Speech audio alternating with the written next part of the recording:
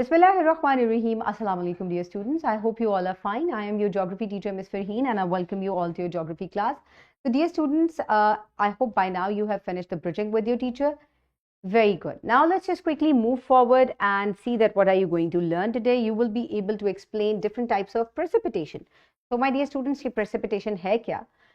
मुख्तलिफ जो है वो पानी जो है हमारे पास मुख्तलिफ फॉर्म्स में हमारे पास अवेलेबल होता है और प्रेसिपिटेशन जो है इसको सबसे पहले डिफाइन करना ज़रूरी है, यानी कि किसी भी हालत में पानी जब आसमान से क्लाउड से बरसता है ज़मीन की सरफेस के ऊपर, उसको हम प्रेसिपिटेशन कहते हैं।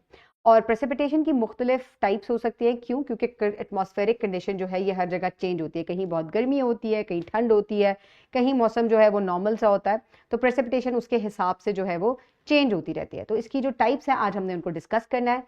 सबसे ज़्यादा कॉमन और जो फॉर्म ऑफ प्रेसिपिटेशन है दैट इज़ रेन, यानी कि बारिश। और it occurs when water droplets in the clouds they become too heavy.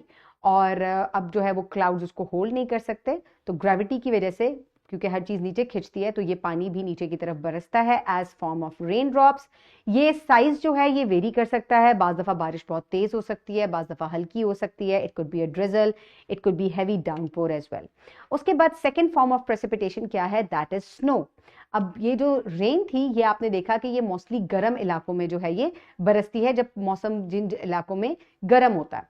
अब जहाँ पे टेम्परेचर जो है वो नेगेटिव में चला जाता है, बिलो 0 डिग्री सेल्सियस हो जाता है, वहां पे क्या होता है, वहां पे प्रेसिपिटेशन फॉल्स एज स्नो.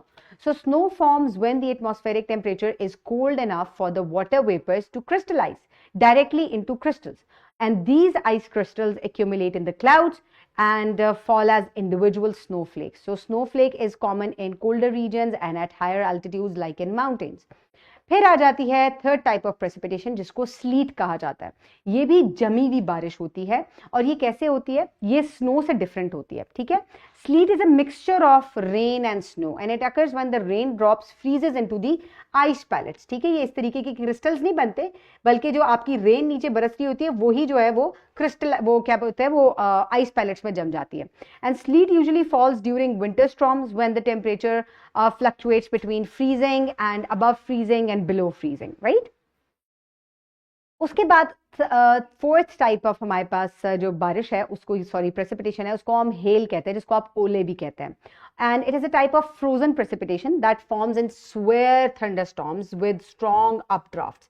यानी कि अपड्राफ्ट किसको कहते हैं, जब हवा जो है वो ऊपर की जानिब जो है वो तेजी सी की तरफ से उठती है। ठीक है, तो क्या होता है कि यहाँ जो क्लाउड्स थे बने हुए और बारिश थी वो और ऊपर चली जाती है, ऊपर टेम्परेचर जो है जरा कम होता है, और ये जो बारिश होती है वो क्या हो जाती है, ये जम जाती है। So as the rain drops are lifted into the colder regions of the atmosphere, they freeze into small ice pellets, and the updraft carry these pellets higher where they can accumulate more layers of ice and resulting into larger hailstorms. और जितना ज्यादा updraft ऊपर की तरफ होता जाएगा, जितनी दफा ये ऊपर उठेंगे उतनी दफा क्या होगा, इनका साइज बड़ा होता जाएगा। अब जब भी गर्मियों में आपके ओले पड़े और वो बड़े बड़े साइज के हों, तो समझ लीजिएगा कि इनको कई दफा जो है हवा ने बादलों को ऊपर की तरफ उछाला था। ठीक है, और वहां पर टेम्परेचर ठंडा होने की वजह से बारिश जम गई। Now the freezing rain. अब अभी देखिए कि तमाम देखने में भी मुख्तलिफ है। Freezing rain is a kind of rain that falls in liquid, लेकिन जब ये सरफेस को टच करती है तो ये क्या हो जाती है, ये जम जाती है।